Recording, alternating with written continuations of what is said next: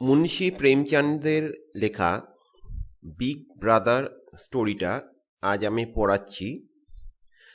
পড়াচ্ছি একদম সিম্পল করে, যাতে করে কোনো রকম কোথাও প্রবলেম না হয়। হাতে একটা পেন্সিল রাখবি, টুকটাক যদি কিছু লেখার থাকে ভিডিওটাকে পজ করে লিখে নিয়ে তারপর আবার ভিডিওটা দেখতে হবে। Let's begin. এখানে ছোট ভাই গল্পটা বলছে তার বড় ভাই সম্বন্ধে এবং তার নিজের সম্বন্ধে। তাহলে গল্পের ন্যারেটর হচ্ছে ছোট ভাই। My brother was 5 years older than me but only 3 classes ahead. আমার দাদা আমার চেয়ে 5 বছরের বড়, কিন্তু 3টে ক্লাস উঁচুতে পড়ে। He started studying at the same age as I did, but he didn't want to hurry in an important matter such as education. He wanted to build on a strong foundation, so he took 2 years to do what could be done in 1 year. তো এখানে narrator যে ছোট ভাই মজা করে বলছে, আমি এবং আমার দাদা একই সাথে পড়াশোনা শুরু করি, কিন্তু লেখাপড়ার মতো গুরুত্বপূর্ণ ব্যাপারেতে তিনি অত তাড়াহুড়ো করতে চাননি। তিনি সবসময় চেয়েছেন একটা স্ট্রং ফাউন্ডেশন গ্রো করতে, তাই জন্য যে জিনিসটা 1 বছরে করা সম্ভব সেটা তিনি 2 বছর ধরে করতেন। If the foundation was not strong, how a building could be build to last. তো একটা বিল্ডিংয়ের যদি ফাউন্ডেশনেই নড়বড়ে থাকে তাহলে বিল্ডিংটা কি করেতে মজবুত হবে। এটা একটুখানি ইয়ার্কি মেরে বললা, এটা বোঝানোর জন্য গল্পের প্রথমেই যে বিগ ব্রাদার পড়াশোনায় অত ভালো ছিল না এবং প্রায়শই ফেল করত। এই কারণেই এক ক্লাসে দুবার করে পড়তে হতো। আই ওয়াজ ইয়াঙ্গার, ওকে। তো আমি অবভিয়াসলি ছোট ছিল, আগেই বলে দিয়েছি যে আমার দাদা আমার থেকে 5 বছরের বড়, ফলে অবভিয়াসলি ন্যারেটর ছোট। আই ওয়াজ 9, হি ওয়াজ 14। তো আমার বয়স হচ্ছে 9 বছর, আমার বিগ ব্রাদারের বয়স হচ্ছে 12 বছর। To check me and keep an eye on me, he was his birthright. আমার ওপর সবসময় নজর রাখা এবং আমাকে সবসময় চোখে রাখা ছিল তার জন্মগত অধিকার। And decency said that it must follow his command as if it was the law. এবং ভদ্রতা এটা চায় যে আইন অনুযায়ী তিনি সেটা অক্ষরে অক্ষরে পালন করবেন। He was studious by nature. He always sat with an open book in front of him. লেখাপড়ার দিক থেকে যদি খালি বই খুলে পড়াটা যদি লেখাপড়া ধরা হয় তাহলে তিনি খুব স্টুডিয়াস ছিলেন। সারাক্ষণ তিনি বই খুলে বসে থাকতেন। Sometimes to rest his brain, he would draw pictures of birds, dogs or cats on the margins of his books and notebooks.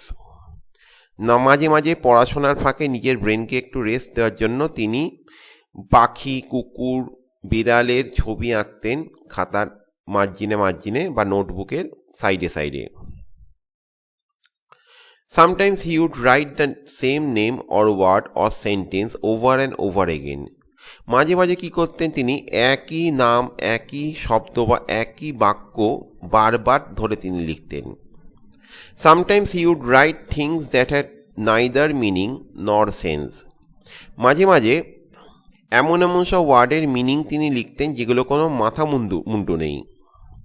I tried my best to make sense of his riddles, but I couldn't.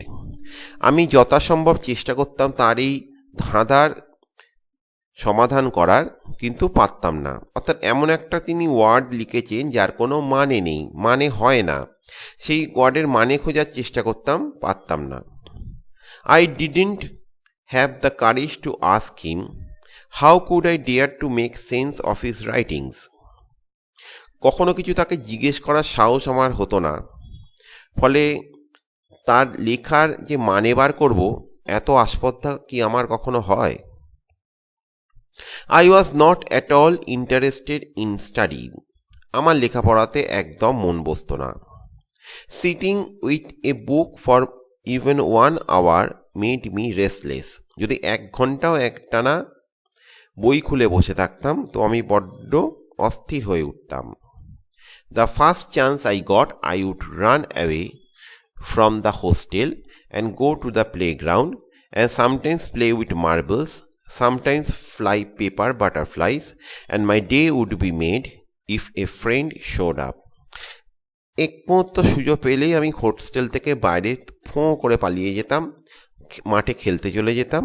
মাঝে মাঝে গুলি খেলতাম, মাঝে মাঝে কাগজের butterfly মানে প্রজাপতি নিয়ে খেলা করতাম, এবং একবার যদি কোনো একটা বন্ধুর সাথে দেখা হয়ে গেল তো আমাকে পায় কে।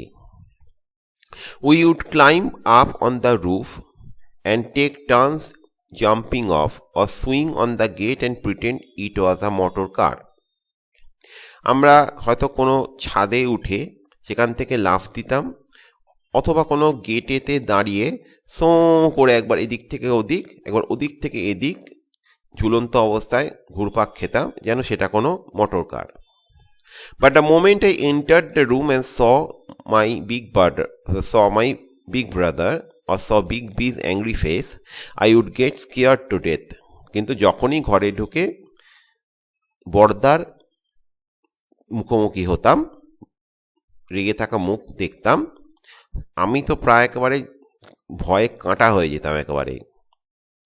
His first question would be, where were you? প্রথম যে প্রশ্নটা করতো সেটা হচ্ছে, কোথায় ছিলি এতক্ষণ?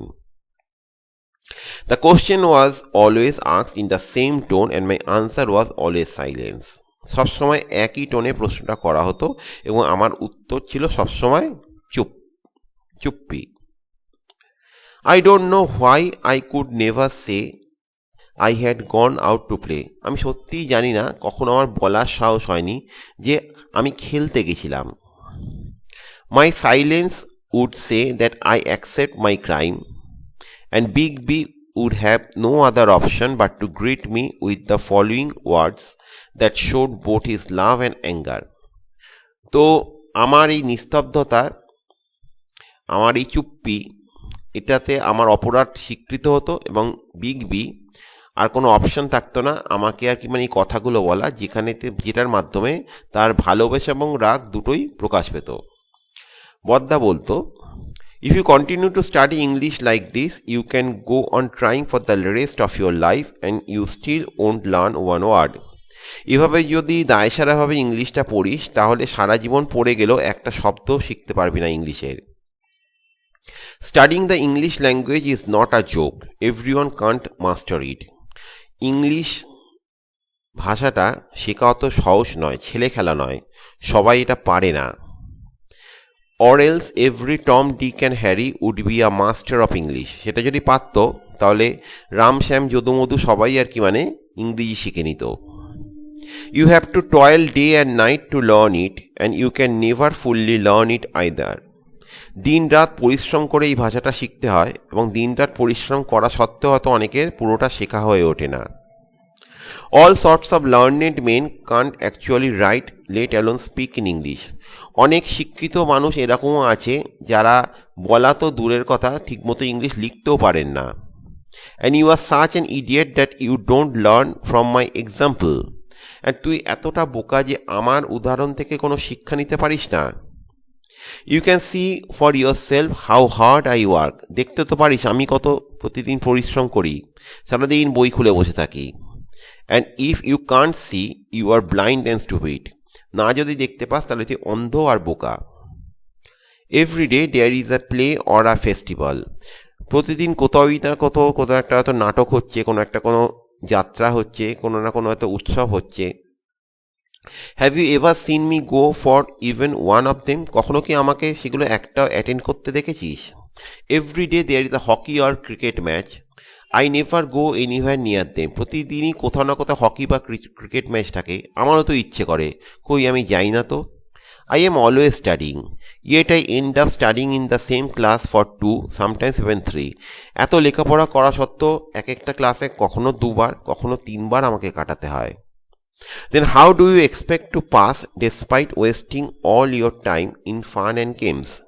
তাহলে কি করে তুই আশা করিস যে তুই পাস করবি সারাদিন এরকম খেলে খেলে বেরিয়ে? Do you want to spend the rest of your life in the same class? তুই কি একই ক্লাসেতে সারা জীবন কাটিয়ে দিতে চাস?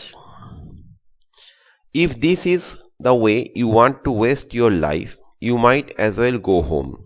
Why are you wasting our poor father's hard-earned money?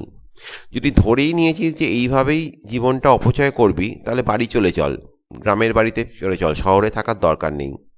আমাদের গরিব বাবার এত কষ্টার্জিত পয়সা কেন নষ্ট করছিস? I would listen to his lecture and start crying. এত বকুনি খাওয়ার পর আমি কাঁদতে শুরু করতাম। I had no answer. আমার কাছে কোনো উত্তর ছিল না।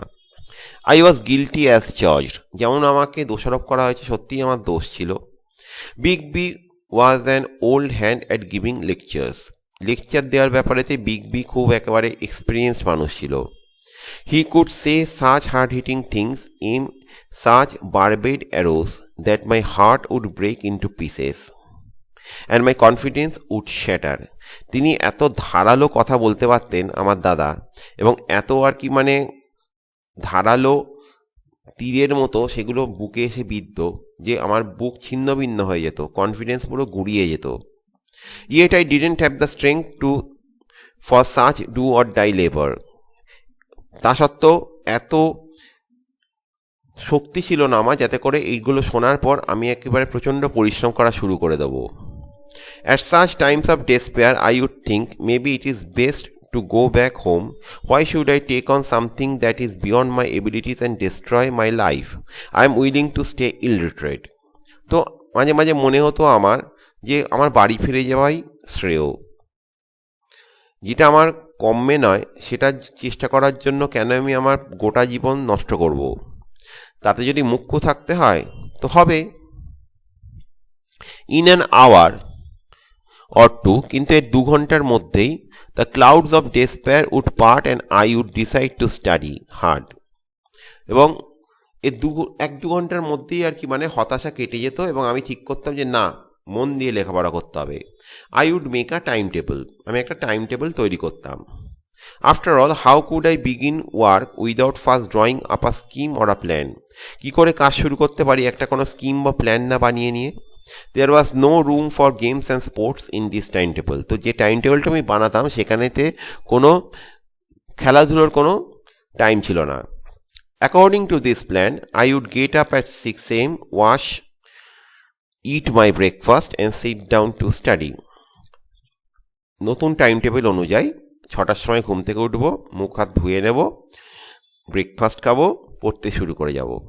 From 6 to 8 it was English, 8 to 9 maths, 9 to 9:30, 9টা থেকে 9:30 history.